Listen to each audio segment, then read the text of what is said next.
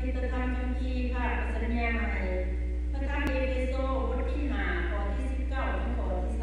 20จงสนทนากันด้วยเพลงสรรเสริญเพลงนมัสการและเพลงย่อสรรเสริญฝ่ายวิญญาณคือห้องเพลงและสรรเสริญจากใจของทานทั้งหลายแด่องค์พระผู้เป็นเจ้าจงขอบพระคุณพระเจ้าคือพระบิดาสำหรับสิ่งสารพัดเสมอในพระนามพระเยซูคริสต์เจ้าของเฮาทั้งหลายพระคริสตธรรมคัมภีร์ทางศาสนาเดิมพระธรรมเพลงสรรเสริญบท96ข้อ1ข้อ5